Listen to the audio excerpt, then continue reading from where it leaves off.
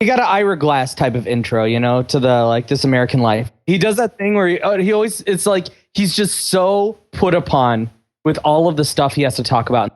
Hello, everybody. This is Greg with the AwayCast. We got some good things to talk about today, and I'm going to introduce our producer over here, John Esalona. Thank you for joining us. Thank you for having me here today. You've brought a lot of interesting things to talk about with us, and I'm kind of curious for you to get them started. But before we go there, joining us live from Chicago is Joshua. Josh, are you there?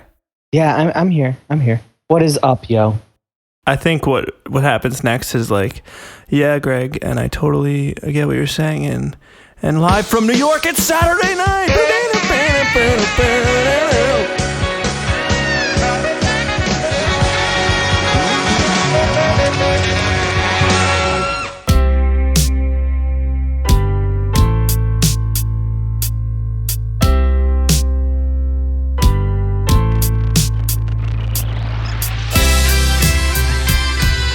Hey everyone, welcome to the AwayCast number 16. We're in two different rooms right now. I'm in the professional room. You're in the joke room. But I can totally see Josh like in a pizzeria, and he like turns around, and he's like, "Hey, it's Josh Hinkie," and then Greg is. I'm getting out of a cab. The only request I have is that we get the smooth sax intro, like with the big band feel that Saturday Night Live has, and it's like yeah, exactly. Bow, and like they turn and like everyone like is doing something at a club and looks up at the camera like, "Oh, camera, where did you come from?" I'm like getting out of a cab at night. And I turn around. There's the you like give it an arrow point. Yeah. Greg Andrew De La Rocca. And there's two different like avenues of the Saturday Night Live actor. You can either do the like jokey, like make a funny face when the camera finds you, like, "Oh, camera, you found me," or you can do the like serious, like, "Oh, I take this serious, but not too serious." Like I want a job after this. For some reason, all I can think of when I think of a Saturday Night Live intro right now is everyone in the intro is either eating a piece of pizza or getting into or out of a cab.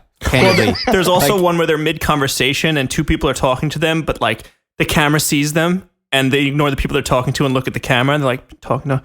Oh yeah, I can't even remember it. Like all I remember is like I could just picture like one of them sitting in a pizzeria eating a pizza, and then some guy getting out of a cab. Those the only two. But then I could just picture that for every single cast member ever on the show. Just keep repeating it over and over again. Cab pizzeria. I don't think there's anything else.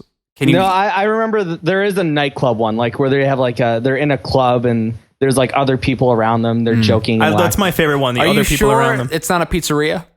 I'm pretty sure. Like, pizzeria with a dance floor? I'll say this. There is nothing in those pictures that would establish a pizzeria for me.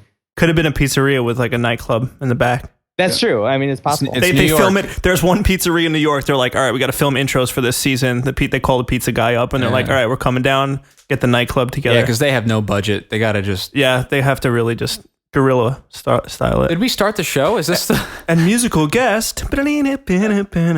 Fucking Fallout Boy. Ooh. Oh, that's a bad episode. Hey, I used to like them back in the day when they were acoustic people. Then they got smart and learned how to make money. Part 2 of our show, we're going to be talking about actual games. I'm going to hand it over to John, who knows a little bit more about that now. John? Yo. How was your weekend? Not bad, actually. I didn't do much. It was pretty good. What did I do Friday? I did something Friday. No, it was all right. Today I cooked. I played some video games, but nothing really too new. Just 2 new video games, actually. I played Shadowrun, the new Shadowrun game. Played that for a bit. Oh yeah, I'm actually excited. I'm interested. Yeah, it's really good. It's a little confusing since the only Shadowrun I've ever played is the first-person shooter on 360. Mm-hmm. So I don't really know the lore very well, aside from it's like neo-punk, fucking like, with fantasy elements in it. I have limited experience with the original Fallouts and more experience with the original Baldur's Gate. Does it play like those? That's the style that looks like. Yes. Actually, yeah, it does kind of play like the original Fallouts. That was the pitch that I was getting, and I was buying it. I'm like, that's a pitch I can get into. Yeah, it was real cool. It starts up. Well, one thing I noticed is that the community already has scenarios that they built, because the game comes with like its own scenario builder, and there's really as you're playing the game, it's all text, so there's a lot of reading, and the writing is really good. It's got that noir style. Okay, cool. And there's a lot of dialogue options and a lot of different text options. Anyway, so it's isometric, just like the old Fallouts.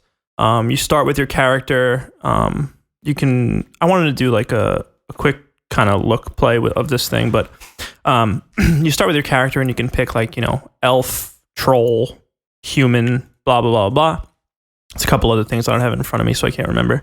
And then you pick your class, which is like your warrior, but they call it like a street samurai. And then they have like the magic users, and then they have like the technology users. So there's a lot of different avenues, different skill trees you can go down with your dudes. I just picked human, and the straight up other stuff, the street samurai guy, he's like specializes in range, just guns. Well, it's good, because I mean, there's very few games that let you play as human and as a human warrior. So yeah, it's changing it up. You're going with something different. The art style is very cool. It's very a fresh take on that isometric perspective. A lot of neon stuff. So, like I said, it's a little it's futuristic, and neon signs. It's kind of that dystopian future too, kind of like, is there and I know this is like a reboot of an older series, but is there a heavy lore established in those games? There are times where I find myself a bit lost. They use terminology, not the lore. Like the story itself is not like there's this huge overlying story that I have to concern myself with, but there are times they use terms that I have to I find myself like doubling back and trying to make sense of what they are.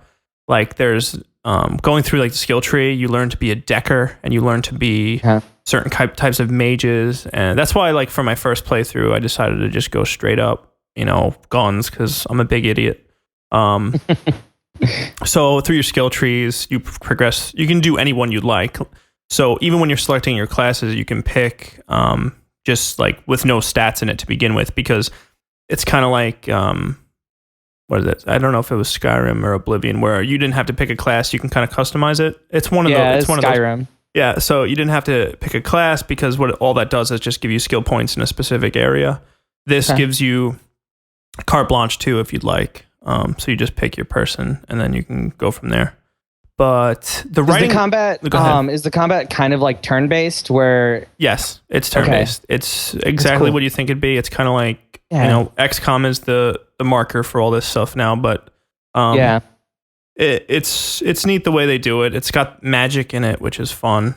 I don't know. The graphics are good. I don't know. I'm having a lot of fun with it. The reading's good. The storytelling's good. I'd say it's definitely about the storytelling. Big time. You said there's user created content, which is fine. Oh, right. So let me get back on that. So sure. The community has built scenarios, being that it's so easy to build the scenarios because there's no dialogue, there's no cutscenes. Everything is within text boxes. People are making their own scenarios, and they're really good. In fact, some people have they're working on remaking the Genesis version, and they remade an alpha version of the SNES version. That's cool. So you can play through the old scenarios, and like you play through as a completely different character. So I think they're called nodes or something. Each one that you load up, you start a completely new campaign. So I don't know. In it's the cool. regular campaign, are there is there just one quest you go through? The one criticism I read about it was that it's a little too linear for the critics' taste. Is that what you found, or is there plenty of side quests and stuff to do? No, it's pretty linear. It feels almost 100% linear right now. The choices come in the dialogue options, and based on certain dialogue options, or there's not so much side quests as there are optional objectives to complete. So you can shut the power down over here if you want. It only detracts you like 5 minutes from the actual main objective. But it's enough to, I don't know, you get karma. Karma is what your upgrade points take. So when you have 9 karma, you put 5 of it to use one dot in a skill tree, or it's left to right. So it's more like a skill bar. Interesting. But I like the art style, and being that it was a Kickstarter to begin with, I think it really came a long way. And the fact that they're getting a community around it, it's really not, I wouldn't say simple because I probably won't do it, but it looks really easy for someone to just jump in and start making their own little stories. So it seems like one of those where the single player is fun by itself, but the real nuts and bolts are going to come a couple of months down the road when people are recreating like absolute like other video game stories within this realm, So I think we're kind of in that first generation of Kickstarter games, with FTL and Star Command, and obviously now this. Others I'm sure I'm forgetting, but it's refreshing to see them getting fair to positive responses. That's good. Yeah, it was cool. I remember when they first released their video to get it kickstarted, people jumped all over it because Shadowrun's been around for a while. And even though, Craig, you played that 360 game with me, didn't you? Didn't we all play that together? Yes. Yeah, it was fun. It was a class-based game, but it was completely different than the original Shadowrun and this one. This one is definitely more... This one's definitely more tuned to the original, but I think it was $20 on Steam. I was looking forward to it just to see how far they've come, and I'm a few hours in, and I'm enjoying myself. But it's very dialogue heavy, so be prepared to get enveloped in a Sin City type of world when you're playing this. You got that boot camp running on your Mac, and you've just left your consoles to the dogs. Yeah, there's nothing to play, man, until some of Arcade hits, which is super late this year, like August. I don't know what usually it hits in June, right? It was August last year. Was it? It was just the very beginning of August was about the time that started. Oh, okay. Well, those are the only things I'm looking forward to playing. And then August, I'm going to forget about my computer, and I'm going to play Saints Row, and I'm going to play... Well, Pikmin 3, I have to play that because no one else is going to. So I probably need to report a little on that. And I don't know. That's it. You said you played I have one other game I played, which we'll hang on for a little bit because we've been talking about it for 3-4 weeks now. Okay. But what have you played, Well, that's Josh? good because then I have like a new game that I can bring to the table that isn't... what do you got? Isn't something we played. I played Stealth Inc., which is the first game in PlayStation's Play, Play, promotion, which is it's like a bad knockoff of some of Arcade, but it was $10. I got it on the PlayStation Store, and it is PS3 and Vita. You buy both editions for just $9.99, so that was pretty awesome. It's very much that puzzle platformer. I think it wants to be a little bit of Super Meat Boy, in that like super difficult, and then like super difficult, but it never bumps you back very far. It just respawns you super close and you can just go again. And it struggles with its addictiveness. It's not nearly as addictive as Super Meat Boy or Thomas Was Alone or any of the other indie puzzle platformers that have come out recently. So it's more of a puzzle platformer than you used a term last week that was great for Super Meat Boy. It was like quick fire platformer that you keep resetting until your muscle memory does well enough to get you to the goal. Yeah, and Hotline Miami does that same thing. I've actually been playing a little bit of Hotline Miami recently. I love too, that game. Yeah, so good. But I'm sure that's been discussed ad nauseum. But the music in that game is enough to keep me coming back to play it. It's amazing. It's so good. Yeah. So this game wants very, very much to be like those games. It has a cool soundtrack. It has an interesting, like, unique concept art. There's no story to it really. It basically just throw you in. They're like, hey, you're a clone. There's a facility of clones, and you're being trained to go on a stealth mission.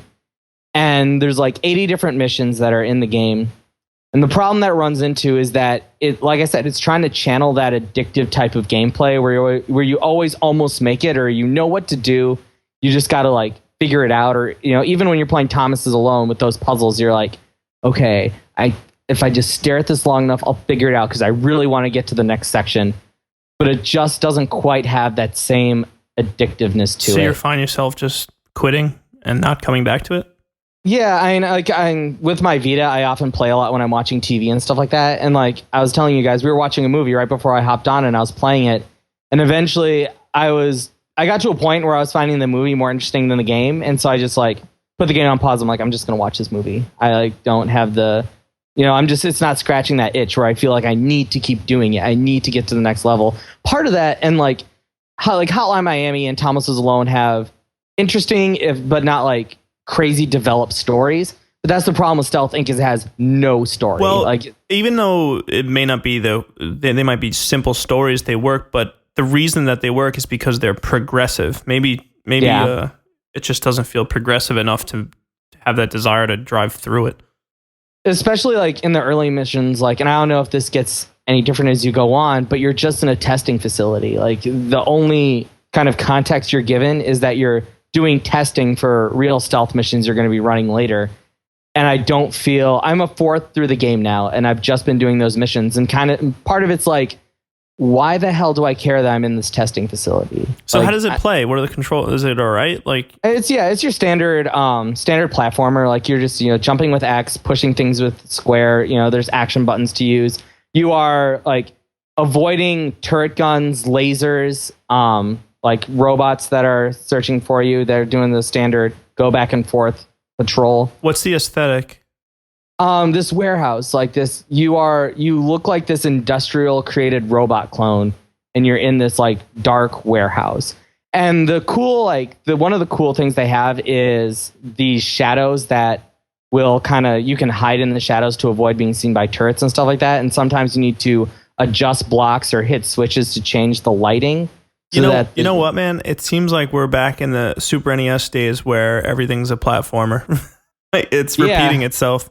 Because you just saying that was reminding me of, probably 50% of the games I've been playing lately are platformers, I'd have to say. And that's a pretty big chunk. Part of that is that they're, especially for the indie scene, is that they're easy to make, right. The coding for that isn't particularly troublesome. And they're cheap on the Steam sale. That's probably another reason. And so, and this very much feels like it's a game that's trying to capitalize on that niche, like crazy style, specific art style, super challenging, respawn really quick. But it doesn't do any of that stuff nearly as well as many other games do. Right. It only has what's necessary to make it a game like that, rather than throwing a flourish in or two to keep you. For $10, it's totally serviceable. It's decent. And it actually feels something more like you would find, and I don't mean this to sound like an insult, but it sounds like something you'd find on the Apple Store, like for your iPhone or something like that. Right. For like $2, and you just kind of like download it and you play it like when you're standing in line at the supermarket or something like that. So you feel like you got ripped off? No, I mean not that much. It's for $10, that's fine. Yeah, whatever. I mean, we're in this lull right now where even though I have all these Steam games, I'm going through them and I'm like, what do I want to play? I keep going back to playing Counter-Strike. I keep making Greg play Counter-Strike with me. That's funny. Yeah. How is Counter-Strike? How are you doing? Pretty good. We had a shitty match tonight, right, Greg? It wasn't good. Greg came back to tell us it wasn't good. Yeah, but Greg's been having internet problems. I don't know what the deal is with that.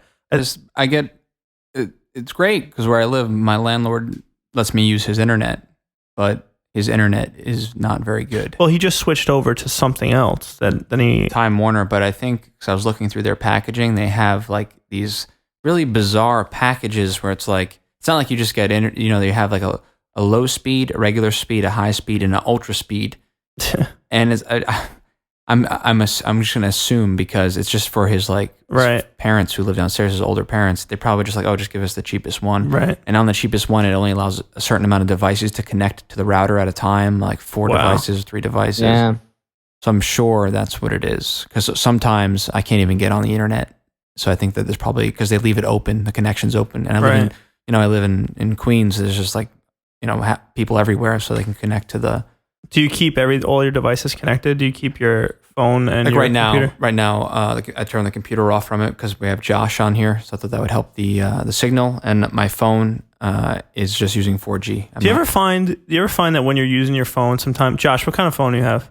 I have an iPhone. Yeah, I have an iPhone. With you too, Greg. Do you find that sometimes your wireless just will not, your 3G, your 4G works better than your wireless? Yeah, all the time. Well, I guess for you, we're talking about the shitty wireless, so I guess so. But for me, even so, mine isn't that bad, and I find I'll get stuck on a website, or I won't, I won't refresh the page. And Using then wireless? I switch to LTE or whatever 3G, 4G, and it's like lightning fast. Way fast. That's crazy. Mostly when I'm on the subway, because certain subway stops have Wi-Fi. So when I'm on the 1 or something like that, and then but what'll happen is I'll have it so it'll go to Wi-Fi. But incredibly slow, but then I switched to 4G. I have service down there. It works way faster. Yeah. Yeah, I don't have that. Like, and I have T-Mobile, so my network's pretty shitty. But like, my Wi-Fi is so much faster than my 4G. My 4G is pretty garbage. In the city of Chicago. Yeah, I don't know. It's I feel like a Louis C.K. thing, where it's like fucking hate Verizon. I hate Verizon. Oh, but yeah, we played Counter-Strike, and tonight was we had a shitty map. We've been playing a lot though. We've been doing well. Yeah, I gotta say, the problems I've been having are more recent. But what happens is I'll be in a match, and the second I get close to anybody, I'll start to teleport backwards. It was strange because I wonder what's causing that. You saw it at that one. You were watching me at that one. I was watching you. You were rubber banding around and stuff. Yeah. But it's the worst because everything's fine, and then I'll see somebody, and then it's and you die. Yeah. It's just it's frustrating. You played CS back in the day, you said, right, Josh? No, I have not played those games. Oh yeah. No. Whatever. Fine, Cool. bro. You were probably playing like fucking brain teasers. What is that? Doctor Strange's weird laboratory ultimate machine. What is that shit? Doctor Incredibles. No, you're playing. Giant I don't know machine. what you're talking about, but no. You ever play Mind Maze on Encarta 95? No. What about Math Blaster? I did play some Math Blasters, yeah. Or Number Munchers. Number Munchers? Yeah. Actually, I'm sure you guys heard this. They're re-airing episodes of PBS's Where in the World is Carmen Sandiego. I heard about that. That brought me back to playing that old black and white PC Carmen Sandiego game. I played a color one. I used to play it at my library all the time, the local library when I was a little kid. Well, and I was like way too young to actually be playing those games. I must have been like 6, 7 when I was playing those games. And I was at school because my mom was a teacher, so I'd just go into the computer lab and play video games while she was working. But I'd always go out and pester the secretary with like any questions I had, which was like anytime Carmen Sandiego went anywhere, I'd have to go out there and have to be like, she's going to the world's biggest ball of yarn. Where is that? And like secretary was a lot of knowledge on this subject. Yeah, well, and she just kind of look at me and be like, well, I think that's this place, or it's not. I'm sure like plenty of times she didn't know, but I'm like, I don't know. I'll go ask an adult. The adult can find Carmen Sandiego. I just want to click the damn buttons. That was the age where you had to get a book and open the book and be like, where is the world's largest ball of yarn? 1996 Encyclopedia Britannica. And exactly. Just like, yeah. Shit. Takes me back. Man, Oregon Trail. Those were good days. I remember I went to, I'm going to brag for a second. When I was in 2nd grade, apparently teachers can tell when a kid is smarter than everyone. I don't know if you guys had these stupid programs at your schools when you were young, but like when you're younger, they had a program called Challenge, and it was like kids that were getting better grades. I went, and all we did was to this other school for most of the day, for a whole day on Tuesday actually, and all we did was like play Carmen Sandiego and do science projects. See, what you don't know is that Challenge is actually a program for mentally handicapped kids who think they're smart. Not that we disrespect those people. I didn't disrespect them. I'm just letting you know that either that or the strategy is like, oh, they're too smart. You know, if we just send them somewhere to play video games for one day a week, we can let the other kids catch up. Regress back to the rest of the group. Exactly. They slowed us down, and then by the time I got to high school, I was getting B's. So. Like, well done. All those teachers get together and like high five and like, yep, held him back. Yeah. Put the reins on that one. Some Crusader Kings, which is this super in-depth RTS game, and essentially you play as a dynasty during the Middle Ages. And so you can like either pick, you can go super like low scale and pick being like the Earl of somewhere and just like run your own little county, or you can pick a duchy and be a duke, or you can be a king and like run a whole kingdom. But it's like, it's not really war based. It's mostly about like setting up marriages and like making sure your kids get married, continuing the bloodline, making sure you have an heir established. Like, so you play as a character that is doing this. So you're like the rich earl, and you are the head of your line. So you start off as like, I played as the Duke of Gloucester.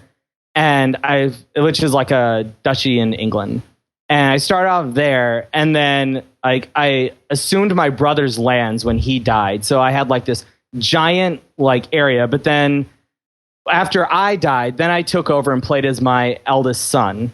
And so every time you die, you play as your heir. Hey, it's like Rogue Legacy. Yeah, exactly. Someone made the comparison to like what Massive Chalice might be like. And so yeah, you're playing as your heir, and much like Rogue Legacy, your heirs have traits about them. Like they might have like a lisp, or they might be kind or lustful, or things like that. And those traits basically kind of determine how you rule your kingdom, if your subjects like you. And you deal with things from like revolts from unhappy people. Like I tried to establish my line down to like, so my kingdom wouldn't divide up every time I died, because it was super annoying. I'd work to acquire all of this land. Then when I would die, it would get split up amongst my sons because of the way that I have it set up. No, it's like real life, man.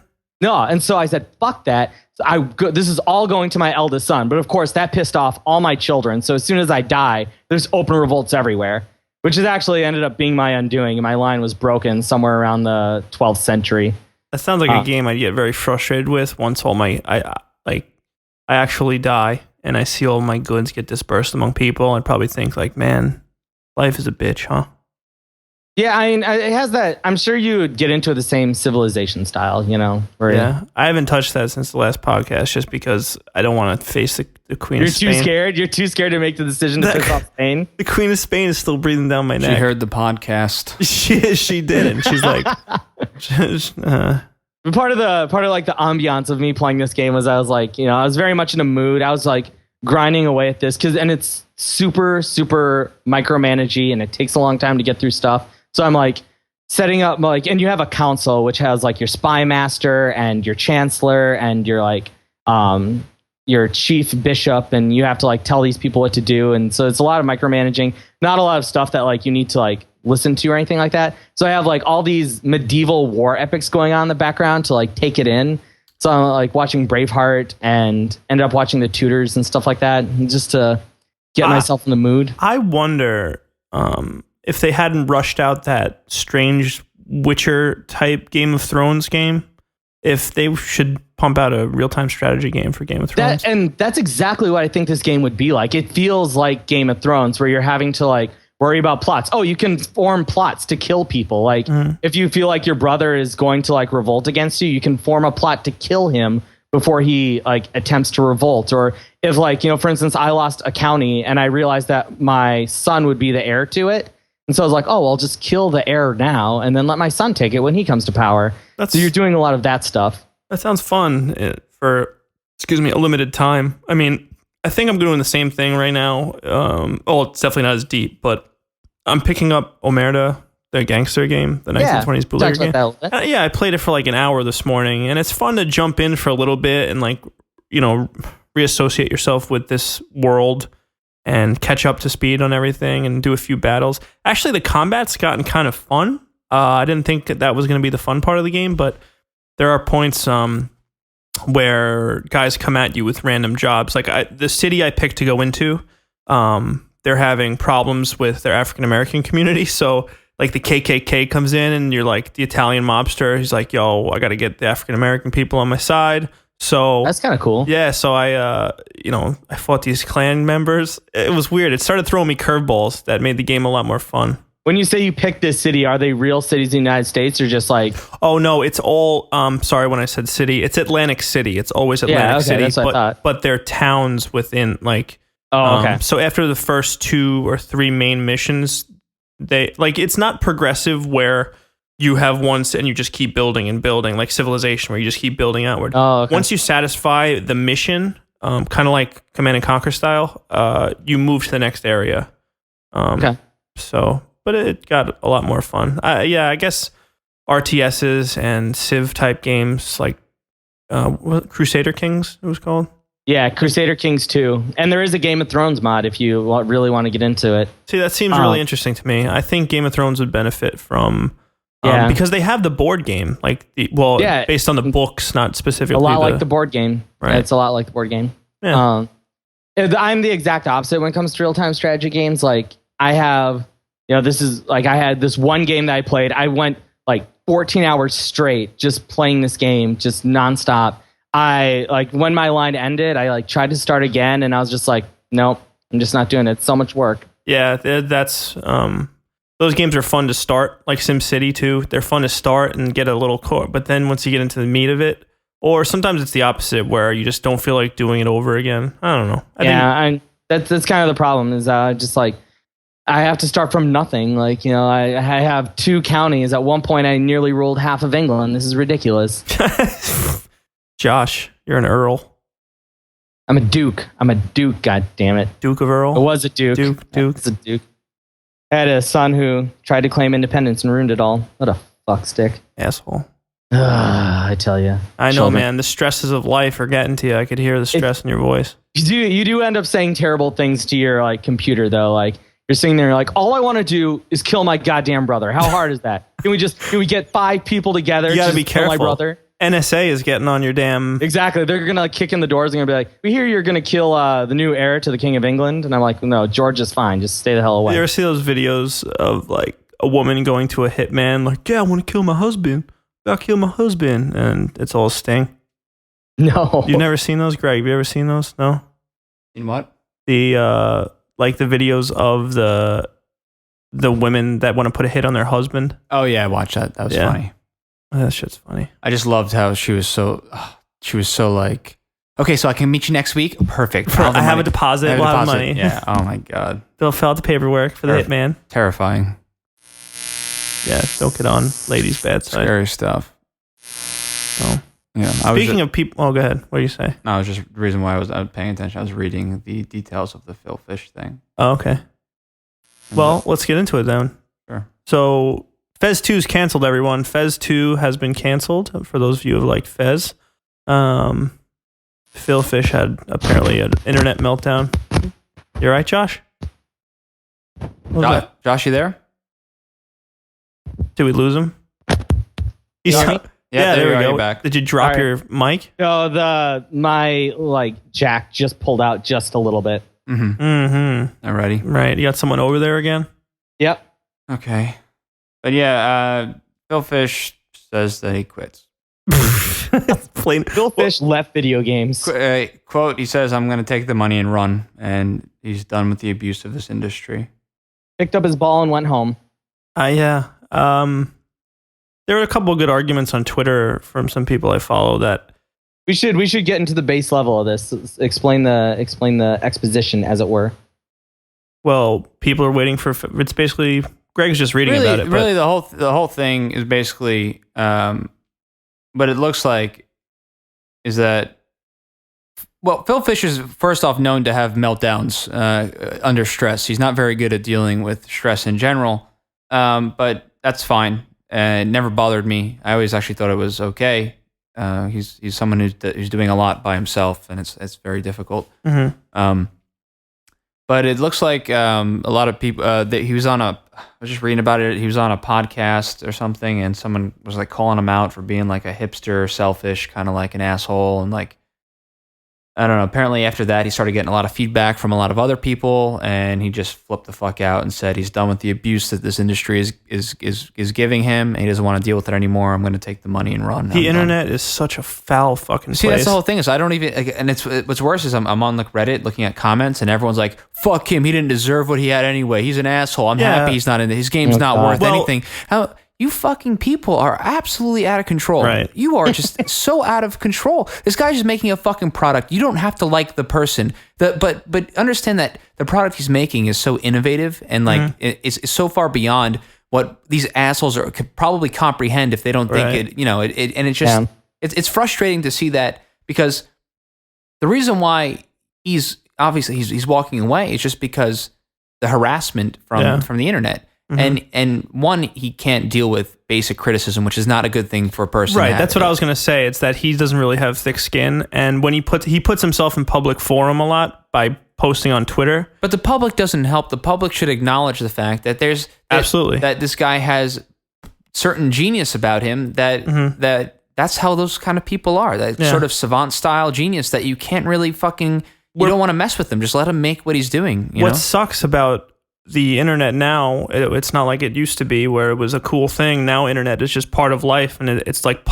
complete public forum. Yeah. Where that's where everything happens. It's where everything happens. And all these, developers and celebrity types, or, who I don't want to consider them celebrities because they're not, but they're like, people in the public eye. That's what happens. They become celebrities. Yeah, they're down here. Yeah. They're down here with us when we're on the internet. We're all in the same playing field, and it's everyone is throwing rocks and being completely critical and venomous, and the internet is super volatile now. That has the mob mentality where everyone, is the same thing I talked about during our E3 podcast. It's, people just they don't realize that they're talking to human beings that are actually people, that this kind of creative genius that came from Phil Fish to create a game like Fez should be respected. And if he wants his space respected, people should not baby him, but at least, be gentle with his mind in terms of how they spit shit out at him. It goes both ways. Like, he does have to sort of, thicken his skin a little bit. But what the fuck was I just gonna say? It'll come. But a mob mentality is something that's difficult to deal with.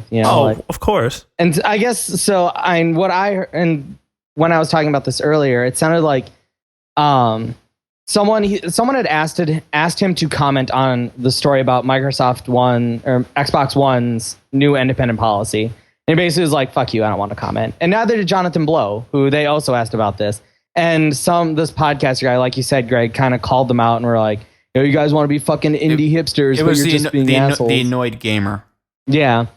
And it's one of those, like, we have, in the games industry, a lot more access than people have to normal things. Like, just the way that we feel we can always reach out and maybe not get a comment from Microsoft or something like that, but we can always pester them. We always get inside looks to things and hear about the behind the scenes stories before they even come out. And you don't get that anywhere else. And I think that they've just become a bit much, especially with all these people on Twitter. The fact that Phil Fish's opinions and his feelings on things are just kind of always hanging out there, leaving him open to criticism. I think it would get stressful on anyone. It's dangerous for people on Twitter now, within the game industry, within this industry, or with any other industry. Like, if you put out the wrong tweet and everybody sees it, you can lose your job. You can be blacklisted from whatever profession that you're trying to curate. It doesn't matter what it is. It could be... Well, not for him, though, because it's his company. He can do it. He can say whatever he wants. Right, but he can fuck up as bad as he wants to fuck up. Right, and what's weird about the game industry is that people are going to buy his shit still, even if he does fuck up. So I guess that's a little different than celebrities. I wouldn't be surprised if he's doing this just so everyone shuts up, and then he just goes and makes the game anyway because it doesn't exist. He doesn't have to worry about the feedback. Could be a sick move. But the memory of these things passes so fast. In 3 months, who the hell's gonna remember it? He'll just announce it again or something, or maybe in a year he'll announce it again. It takes him 5 years to make a game anyway. So it's gotta be tough. I sort of I don't like, if I was him and I had a couple $1 million in my bank account and I'm making something and everyone's giving me a hard time about it, I'd just be like, fuck it. I'm just gonna go invest my money and live a regular life. I'm done. I don't. And you're totally allowed to do that. Yeah. I don't need to deal with this. The problem is the way that he handles it in the beginning. Like, he talks back to people, and I think that's just something that you should never do. It's something he should have. It's not his fault. It's something that, like, you thicken your skin over time, and he just hasn't had the opportunity to do so yet. And it seems like he kind of backed out. I think what also kind of sums it up for me is that, like, they called him, I believe, it was egotistical asshole. And here's the thing about creative types like Phil Fish or Jonathan Blow, and you can lump other creative geniuses in there as well. They are egotistical assholes, but that's why they do what they do. You don't make one of the best indie games in the last decade by being like, oh shucks, I don't think I'm ever going to be able to make anything very good. You have to have that arrogance to think that, to go into a meeting and be like, give me $500,000 because I have the best idea in the room. I'm making one of the best games. I know it because I believe in it. You have to have that ability to drive forward, or you'll never make it. You're just going to get down on yourself all the time. You'll just won't have that ambition. They're completely different, conflicting personalities between the typical internet troll and a creative or a visionary. Definitely. They butt heads so firmly and so hard that it's, unfortunately, it's like I said before, public forum, this shit happens all the time in every industry. Like what I wanted. Do you have something else you want to say, Greg? No, I was just reading some people's comments. They're funny. Oh, this on the Phil Fish thing, Greg? Yeah. So pretty much on any article, if you go to the IGN article, if you go to Reddit, or if you go anywhere, there's people commenting at the bottom, and there's like one or two people like defending, and the rest of them are just like, later, bro. Yeah, like But it's that complete dish it out, and you can't take it. Apparently, he told that same guy to go kill himself over Twitter. That's what started the whole thing. And then, of course, the mob gets their pitchforks and torches, and they're like, let's go. He's the most evil person in the universe. Let's go fucking come down on him, because people have realized that the internet has the power to do that now. Yeah. And the other problem is that, with other creative types and visionaries in most other industries, they have PR representatives. Like, how Steven Spielberg never tells someone to go kill themselves because he never gets asked the question. He never has to actually meet the person. He has a PR rep and an agent who handle everything front end. But Phil Fish can't afford that. He doesn't have those people. He literally has to throw himself into the fire. I mean, I'm sure. Well, he could afford that, but I would also imagine that someone with the way that he wouldn't want that. He's gonna in his head. He's probably like, I don't need someone to represent me. Like, I don't want that. That's probably true. Yeah. Well, but he couldn't afford the PR team that Steven Spielberg has. Yeah. But I mean, all you need is one person. You just need some trendy fucking guy who knows how to do social networking. And if you say to him, if you go to the guy and you go, tweet, I want to fucking kill this guy, that guy will probably take that and he'll probably modify it into something that's a little bit more. You're not very nice. Yeah. Yeah. You should get away. Hearing that he is, like he set his Twitter account to private and stuff like that is probably a good thing. Like, it probably is exactly what he needs. He probably does need to leave the industry for a little while and just kind of, recoup, find his center, find why he likes making games again, then go make games again. So the same thing happened on the other end of the spectrum, away from indie games, in Call of Duty. I don't know if any of you guys have read these tweets, but apparently they patched Call of Duty and they nerfed some guns in it. Maybe the sniper or something. I don't know what specific guns that I really care or anything, but there's a lot of shit going on social networking, specifically on Twitter, for David Vonderhaar, one of the developers for Call of Duty. Everyone is tweeting him to go fucking kill himself, racial slurs. I actually have a whole bunch here ready to say out loud. So the first one. But just explain real quick, just for those of you who don't know what the term nerf means, because I didn't know this when John said this to me. They lowered the damage count on some of the weapons in the game. Very subtly, like 0.01% or like I don't know the number, sorry, but it's enough to, I guess, change the game for these kids who are absolutely insane about it. So the first tweet says, "Hey, can you unnerf the fucking all caps, all capitals? Hey, can you unnerf the fucking sniper, you fucking cunt? What the fuck? Why did you do this? I'm going to kill you, dickhead, fucking die!" Exclamation point times 5. That is the first one. Second one, "I will kill you for nerfing snipers, you fag." Why do I get probation when even when the game kicks me, you, with only the letter U, obviously not typed out YOU, you fucking retarded faggot piece of shit packy cunt. So I guess the guy's Pakistani or of that descent, and they're being completely racist and ignorant. But this guy is just getting these constantly. Well, you have to understand. I mean, first off, the fan base for that game, one, is incredibly intelligent. Usually they're older. They're in their 30s to 40s. Right. Have reliable jobs. To society. Exactly. So you should expect that sort of feedback from them. I don't even know. Did they announce this, or did they just realize in a patch that the sniper rifle was... No, usually they release patch notes, because, I mean, it's on PC too. Yeah. It's not just a console game. Did they give a reason why they did this? Would they do it to balance gameplay. Yeah, is that where they're saying the gameplay was unbalanced, so they wanted to fix that? Yeah, I mean, this happens once in a while. I remember playing CS back in the day. They changed the price of guns and things were different. It just happens, and it's because the developers, the people who made the game, are involved in constantly, perpetually making the game better. It's these kids who've figured out how to like the Exploit. exactly Yeah. how to exploit and use the unfair advantages of the game. And once they get fixed, they have a fucking nervous breakdown because they're not actually good at the game. Oh my fucking God, you fucking fat cunt. I hope you die in a fatal car crash, you fucking twat. Also, your nan has cancer. So obviously he's from the UK. That guy. Yeah. He said nan, unless it's Ali G. No, I think... And it's, oh my God, like going through these, I wish death upon your whole family, you fucking douchebag cunt. This is because they changed a 0.0 something percentage of a gun. This guy in all caps is getting shit saying like, I hope his family dies. It's unbelievable, man. It's kind of going back to the Phil Fish thing and linking these two together.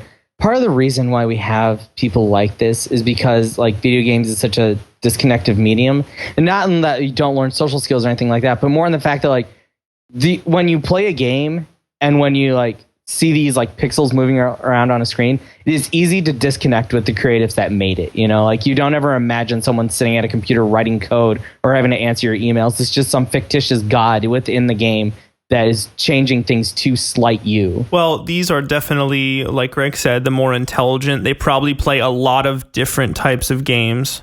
They're probably very eclectic. No, they usually play Call of Duty only. And this is probably their baby, and they play it for 6 hours a day at least. This is the stuff that just, you know, whenever you start talking to someone about video games, and they instantly, you can see the look in their eyes of that's what you're into, and you have to like sit there and explain yourself. You know, this is like the only industry that has to constantly give an explanation for why it's okay to exist. Right, it still hasn't broken through there yet. Well, and like when people like this get out into the world and talk to people and respond like this, it's like for every 2 steps forward, we have to take this jump back to try and comprehend these types of people. And it's so frustrating, you know, like, and I was getting drinks with someone the other day, and, you know, we were discussing video games. They're trying to explain how they felt video games can prevent people from having, you know, social lives and like adjusting to society. And, you know, I don't agree with that. I don't think that's true. But when people like this, and like, I know they just sent this to this guy on Twitter, but if this is what they're saying to that person, imagine what they're saying about this person just in their room. Like they're screaming in their room or talking to their friends or something like that. And the perception becomes that people can't control themselves when they play these games, and that it's unhealthy to like be into games. And just, if these people would just not handle things this way, it'd just be a better world. It'd just be a better world. I'm reading the patch notes, like all the stuff they did, and pretty much everything that they fixed were just like broken things. It was just all stuff that was actually like broken in the game that players were using to exploit the game's mechanics. So people are just crying because, and they also, I think they're removing Second Chance. Second That's Chance. Great. I hated that shit. Most people hate that shit anyway, but you got some bad feedback from that also. But all this stuff is just like these developers who, it's their game. It's their job. When they go into work every day, they work on this shit. Yeah. They don't, you know, they're not like these kids. Oh, they could be adults too. I don't know. I'll also say that, like, and this is maybe not the best example, but like, I know that when we think about these kids who write these messages, we picture, you know, a 14-year-old sitting there surrounded by Monster energy drinks, you know, with his Doritos. You know, exactly. I mean, it's just one of those people. But at the same point, sometimes these people are are super unexpected. Like, I have a couple people who are like Call of Duty players that I follow on Twitter, and I was kind of like digging around, like kind of like, you know, looking at their profile, and like a lot of these people are super older. Like, they're older, they might even have families, and you think that like, no, those people are mature, they're grown up, they don't behave like that. But like, working at my job, like, I get emails like that in caps all the time, like, what the fuck did you do? How can you fuck this up? You're so fucking stupid. Doesn't anyone fucking know what's going on over there? And they're right, Josh. They're right. That was from me, that one email yesterday. And it's just one of those things where like, I just look at those, and like I get these emails, and I look at their account, and I'm like, you're a 35-year-old woman who bought video games for your kid. Like, and this is how you responded to me? Like, this is the, like, thing that you said to me, like in all caps, no punctuation, words misspelled, words double typed, words in different places. Like, I'm like, how am I even supposed to answer this with a like dignified response? The same thing with, it applies to all things. It's inconsequential for someone to jump on the computer after getting killed in Call of Duty or not knowing how to boot up their computer or whatever this woman's emailing you about. It's inconsequential for them to go on and be like, fuck you, whatever, and it's nothing. But for the person who's on the receiving end who publicly allows themselves to be contacted, it's like, man, it goes along with our whole discussion right now. Just there's no. Well, and like, you think about your childhood where you're taught, you're like, just ignore that stuff. Those people don't know what they're talking about. But for some people, you can't ignore it. It is your job to deal with those people. And like, that's why I feel bad for this guy. I feel super, super bad for this guy because it is literally his job. And this guy, like, even comparing him to Phil Fish, who like is outspoken, super, like, he's on Twitter a lot. He has a lot of strong opinions. He, I don't want to say he does it to himself, but he is a massive figure in the public eye who says a lot of strong things. This guy just works there. He just works there. And to be honest, like when he dreamed about getting into video games and making video games, this probably wasn't the job that he really imagined for himself. And so like to have people make that even shittier for him, and these people work ridiculous hours. They work really, really hard to try and make the best thing possible. And to have people treat employees that way who are honestly just probably trying to like get by with the job, doing something that they love, it's really, really disappointing. It must be a completely different perspective on their end and on the user's end. Like we said, the way they clash, it's like oil and water. It's insane. The mentality difference. I don't know. I hope this isn't the direction that we're going to be headed with people who are born into this. You just need companies that are going to have some balls and tell you to shut the fuck up. Right. That's what needs to happen. It's just these fucking kids think they can get, and adults, people who just think they have always gotten what they wanted, think that they can just complain. It's possibly bad parenting where people like Josh could probably vouch for this. When people complain, they get shit for free or they get their way. That's how it works all the time. And people use that to their advantage all the fucking time, So all these people think that they complain enough, they're gonna change it to what they want and not what the vision of these large companies are. Manipulation. Xbox One is like the best example of that, just because it's such a huge fuck for people who care about the future, or at least cared about having two different consoles as released next year. Totally got fucked because a bunch of people who don't know what's going on, which is the general public, unfortunately, decide to bitch and moan about it, Or they're just what's that called when you go against you're a rebel. Not a rebel, a false prophet. No. Fuck, I can't think of a word.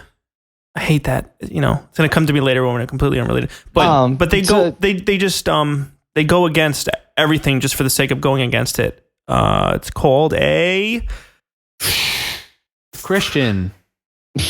Live from New York.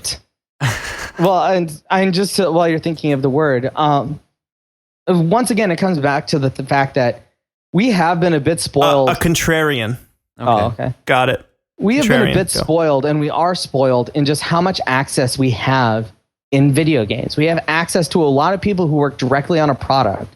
You don't read a book, get super pissed off, and write the publishing company and say, "How fucking dare you?" And because you don't probably even know someone at the publishing company to write. You don't know how to get a letter to them. Imagine people that probably posting on Twitter, "Yo, we just printed this run of this new book. Comes out, drops next week." Do people? I don't know. I don't follow anybody that publishes books. What are you saying? People complain about the books on Twitter? You know how like people on Twitter will push their publishing company and be like, "Oh, check out Assassin's Creed comes out next week." No, of course people do that with books. Like there's a new book coming out, people will plug that. Yeah, they do. Everyone plugs everything. And then on right Twitter. below it, you have 18 comments that say, "Fucking 14 times New Roman font." Fuck you, asshole. Just go fucking die. Bullshit. Pounds. What kind of paper is that? The spacing on this is just the tracking is way off. I can't read. Change it. You have to fucking change it. Take the books back. Drop dead.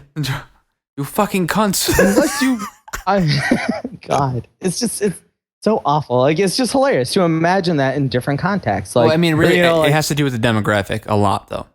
Yeah, You know? and it deals with the demographic, and it just deals with the fact that we have been spoiled. People complain about the Mass Effect ending, it gets changed. You complain about Xbox One, it gets changed. You get access, you find out about things that are happening long before they ever happen, you know? And because we get all of this access, because we can reach all of these people so quickly, and you can have this personal interaction, people feel like they're entitled to treat them however the hell they want, which is, I mean, it is a free country, but it'd just be nice if we didn't all act like assholes sometimes. I think it starts as we were inducted to this new age of communication. I think it started with the media falsely painting people, you know, just falsely painting people in bad character. I mean, it starts with like IMIS with racism, and it's, you know, just people in the public that it's proven that you can lose your job and completely fuck up your life by what you say. Even though this is American constitutional, you can say whatever you want. Your life can be over by what you say. And while that is kind of a grand statement, it goes down to the point that Greg was talking about earlier. Like, why don't game companies just say fuck you? Because people are worried, like guys like Phil Fish. Well, no, they don't have to say fuck you. They just have to say nothing. Yeah, well, see, that's the smart thing, but they can't not say anything anymore because they still push themselves publicly. So to ignore it is almost just as bad as saying, like, you know, go fuck yourself. So I think no. See, that's not true. Hold on a second. I think that what has to happen is they need to sort of decide what is actually a valid question. I think they need to start. You know, looking at it as like there's plenty of invalid statements. Even if these guys all want, even if there's 1,000 people who want to answer this question, it is so not worth us even answering or even trying to tell them about it because it's not even on our level. They need to create this hierarchy where it's like, we are the fucking developers. We have been doing this for 40 fucking years. We have fucking people in here who've just been dying over their computers, not just fucking not eating all day, just working on these games. It's their fucking lives, you know?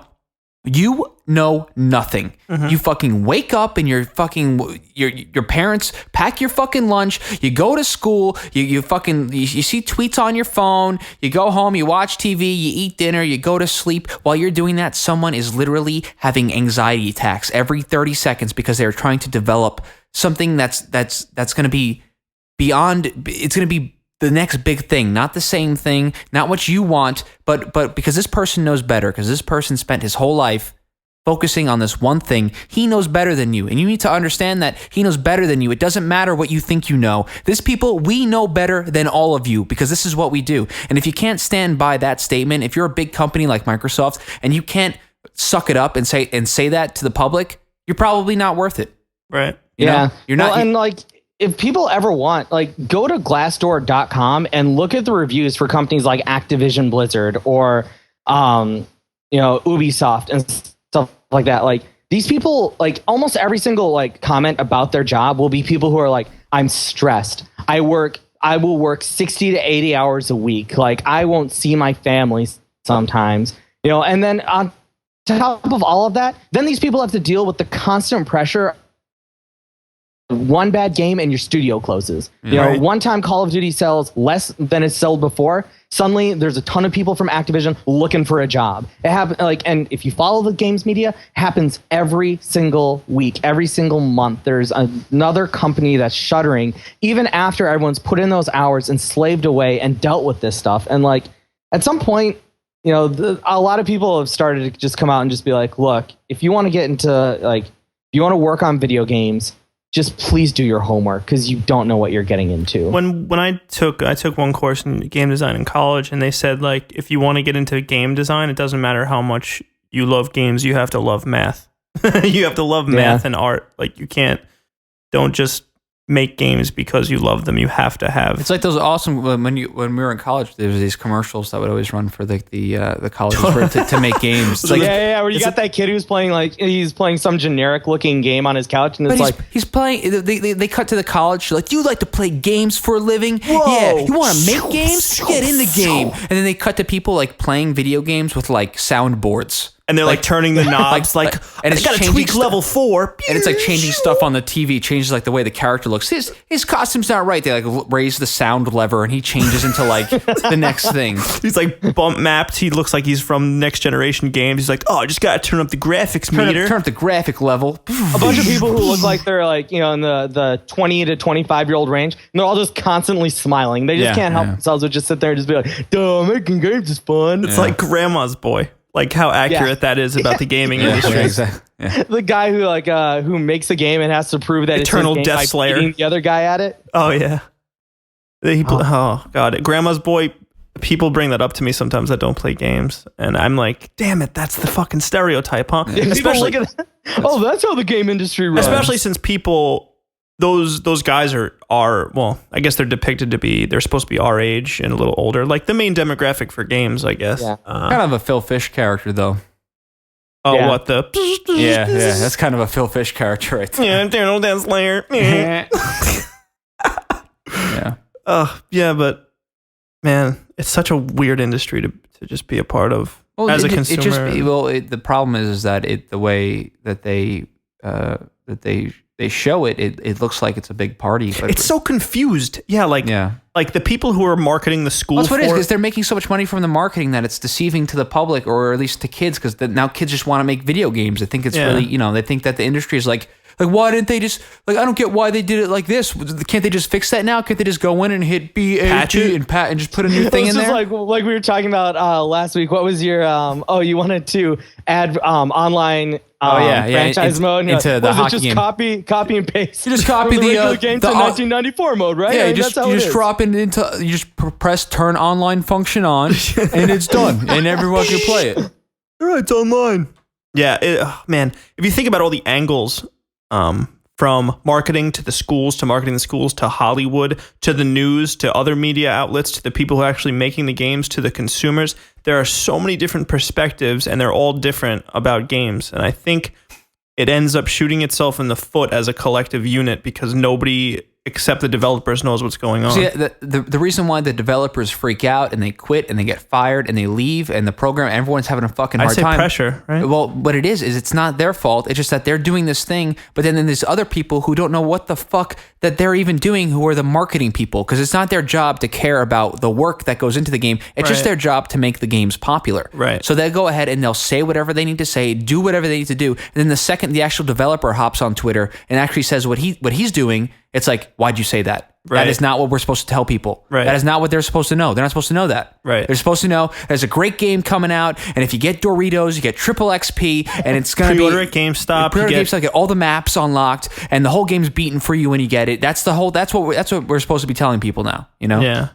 And I think that part of that is the fact that there are still a lot of people, I'm sure, in like middle executives, things like that, who... You stumbled into this, like, especially like if you go to a conference and you start talking to some of the people that work there and stuff like that.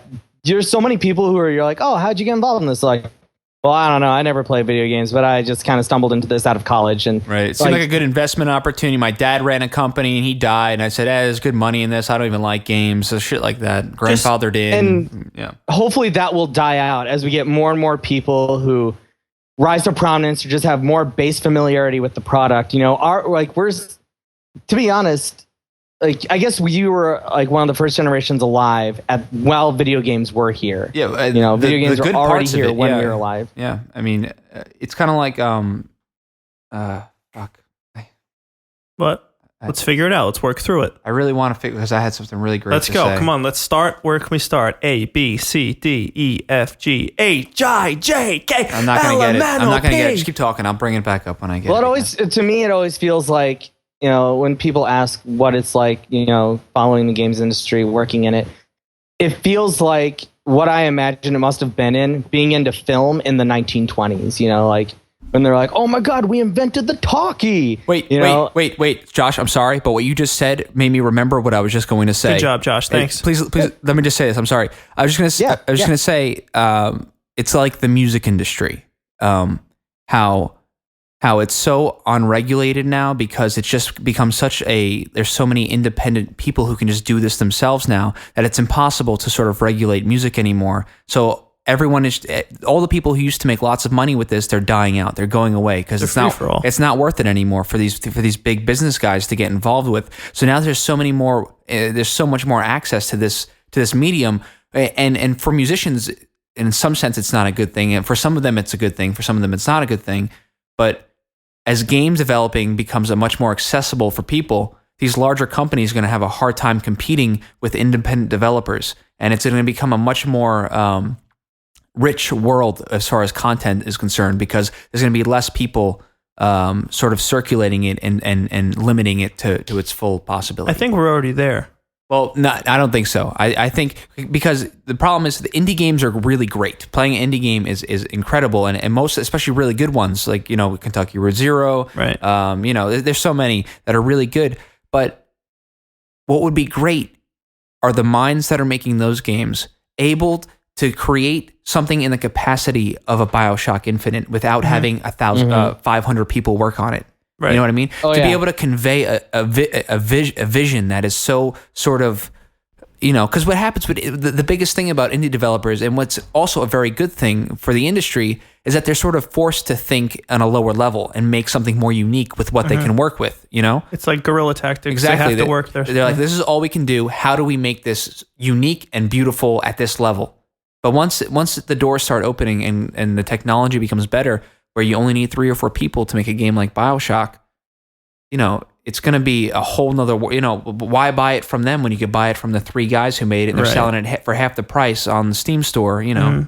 It's going to be... even think of that middle ground, you know, maybe you don't need 3 or 4 people, but if you can just get those teams down to 50 or 60 people. Oh yeah, they'll be like anyone can just open a business making games. Like, you can open a business, you have an idea, you have 20 friends, 30, well, not friends, but like 20 people that you've recruited, like any business, almost like a design company or like anything that exists in this world. And you don't need tons of investors or you know, sponsorships. So not just with the tag indie developers, but just like independent development, like just people who are independently developing their own. I think there are certain aspects of that, but like you said, Greg, it's not as accessible as it could be or it will be. Not even that. Just these games, it's hard to develop, you know, big ideas because they have to scale them down. But don't you think it's a little different than the music industry, because maybe that the game industry has room for improvement as well and not just change? You know what I'm saying? Like, even though it's diminishing returns over the years, maybe we'll have. Well, eventually you're going to get to you're going to peak, like anything does. Yeah. You know, it can't go on forever. I mean, the technology is going to change, and that's going to open up. It's like once the technology changes, are we talking about the same thing? You know, like once it becomes, you know, more simulated based 3D type stuff. Once we're all, you know, plugged into the Oculus all day, and the way that we have to deliver these games or make these games. Even I'm actually, you know what, when I say that, I'm talking beyond the Oculus. Let's go like 20 years, 30 years. Exactly. Like, okay. The next thing makes more sense. Because what's going to happen is we're going to get to that point, and it's going to be like when we were young and something new was out, and it's going to be a fucking black market again of people trying things out, and it's going to be great for the people there. And then 10 years later, once that technology is starting to develop more, you're going to run into what we're running into now. People trying to tweak it, make it perfect, cut out the underdogs, and sell it for the highest price. It is cyclical. Yeah. It's a cycle. It is, yeah. The circle will not be unbroken. Ha-cha-cha! All right, John. Kate was playing BioShock Infinite. I was watching because I don't know if you know, I like BioShock. Josh? I don't know anything about this. No. You like BioShock? That's all right. Man, that was a serious talk. Poser. Yeah, it was good. That was it was serious good talk. Though, but it's for real, man. It's for real. You know, believe that. The video games are just incredibly fascinating because you can have conversations like that where you have to talk about the technology as it develops, you know, the different groups of people, how you can, you know, to be honest, you can either, this scale goes from someone who literally plays Angry Birds on their phone, you know, to and from work, to the hardcore kid slamming down energy drinks playing Call of Duty. Any interactive media. Yeah, and to interactive media, to the guy to people who only play indie games, who buy the humble indie bundle every time it comes out and play those games. There's 4,000 people playing EVE Online right now, and the largest gaming tournament to happen at once ever. And apparently thousands of dollars are being lost. In EVE? Yeah, EVE Online. 4,000 people.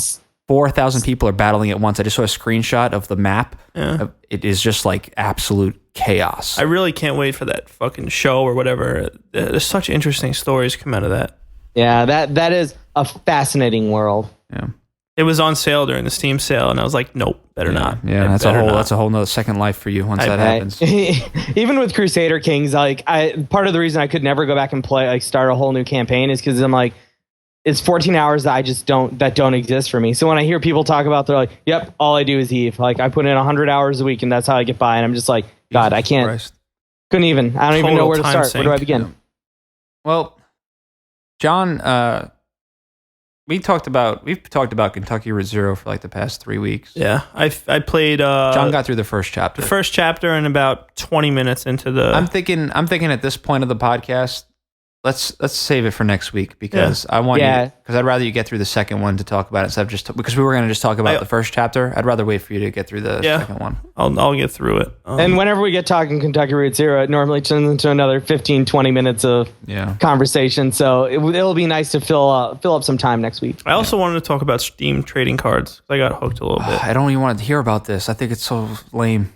It's definitely lame, but it just reminds me when I was a kid. This is John didn't have his achievements anymore for Xbox, and he found a new thing. He found a new little thing. Something to. If it's something that makes, if I stimulate, he tries to be like really nice. She's like, yeah, so there's kind of cool trading card things. I put a bunch up for sale last night. I made about 40 cents. And it's dumb. It's definitely dumb, but I'm having fun because it's like a meta game to play. It's a different type of game. As long as I'm not spending real money, I'm fine. All right.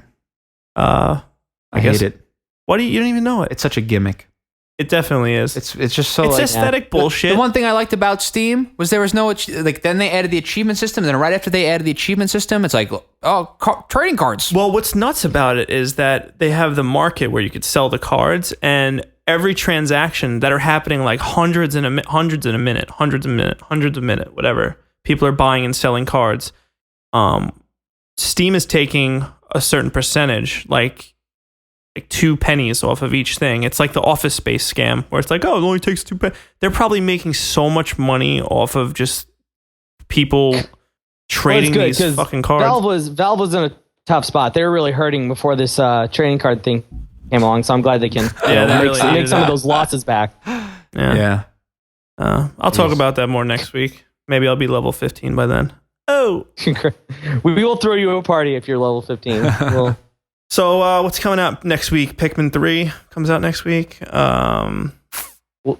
Next week is we are at the end of the drought. This is it. Last week of drought, and then it's August, and there's tons of games. And we're ramping up to the new stuff. What comes out? Doesn't one of your games come out on Wednesday? Is that Summer of Arcade starts on Wednesday? Or is that the week after? No, it's the week after. Oh, okay. Yeah, I think Wednesday everything. After. We have one more week before nothing comes out. Really? Yeah. That sucks. I'm taking internal inventory, and I'm like, I don't even know what I'm gonna play this week. That's a weird feeling. I think I'm gonna grab It'll Do, that Zelda type cool animation. Hey, why don't you just not play games for a week? Go outside, take a big. On Saturday I went for a walk. I did a couple of miles in the park. Play the game of life. Play the game of life. How about Boss Monster? When you play the game of life, don't take the college track. Just go straight to the job. You draw a good banker card or something like that. You'll be fine. Yeah. Oh, did you hear they're taking jail out of Monopoly?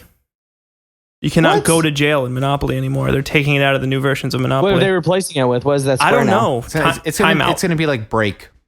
Yeah, it's going to be something like take a break. Coffee break. Yeah. Like bankrupt. Woo. In 100 years, when jail is like this really like horrible thing that they talk about, like they used to put people in prisons, like how we talk about racism now. You know how they have like those like old games from like like the early 1900s that are like really racist and like dolls that are really, and you look at it now, like how did they do that? That was so horrible. Yeah. They're gonna look at like the old Monopolies from the late 90s and be like, they had jail. Well, I didn't even notice they got rid of the iron in Monopoly. Did you realize that? Yeah, no, they recently put a cat. They recently, I thought they changed 2 of them. I thought they took, really? Yeah, they took 2 out. There were 2 new pieces added. I didn't know they took 2 away to do it. That's fucking. Why did they take the iron? Is that like chauvinistic? No.